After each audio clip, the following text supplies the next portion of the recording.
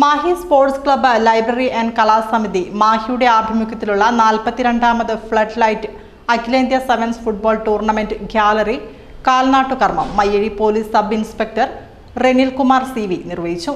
Mahe sports club library and കലാസമിതി മാഹിയുടെ ആഭിമുഖ്യത്തിലുള്ള വിന്നേഴ്സിനുള്ള ഡൗൺ ടൗൺ മാൾ ട്രോഫിക്കും ഗ്രാൻഡ് തേജസ് ഷീൽഡിനും റണ്ണേഴ്സിനുള്ള ലക്സ് AV സലൂൺ ട്രോഫിക്കും ഐഫോക്സ് ടെക്നോളജീസ് ഷീൽഡിനും വേണ്ടിയുള്ള 42ാമത് ഫ്ലഡ് ലൈറ്റ് അഖിലേന്ത്യാ സെവൻസ് ഫുട്ബോൾ ടൂർണമെന്റ് ഗ്യാലറി കാൽനാട്ടുകർമ്മം Mayyazhi police sub inspector Renil Kumar CV നിർവഹിച്ചു.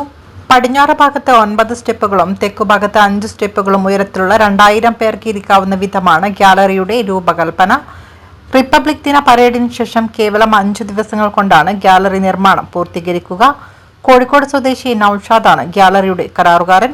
മാഹി കോളേജ് മൈതാനത്ത് ജനുവരി 27 രാവിലെ നടന്ന ഗ്യാലറിയുടെ നിർമ്മാണ പ്രവൃത്തി ഉദ്ഘാടനത്തിന് ടൂർണമെന്റ് കമ്മിറ്റി ചെയർമാൻ അനിൽ വിലങ്ങിൽ അധ്യക്ഷത വഹിക്കുകയും കൺവീനർ KC നിഖിലേഷ് സ്വാഗതവും KM ബാലൻ നന്ദിയും പറഞ്ഞു. ടൂർണമെന്റ് രക്ഷാധികാരി advocate T Ashok Kumar, Adiyeri Jayarajan, KM ബാലൻ എന്നിവർ സംസാരിച്ചു.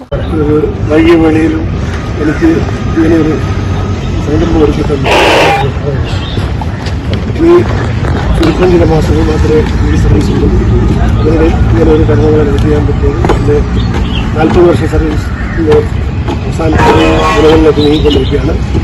ഈ ഒരു സമയത്ത് ഇങ്ങനത്തെ ഒരു കർമ്മത്തോട് നന്ദി പറയുന്നു.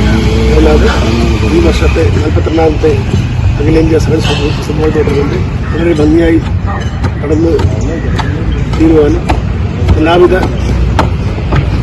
സൗഭാഗ്യങ്ങളും എല്ലാവിധ സംഘടനകളും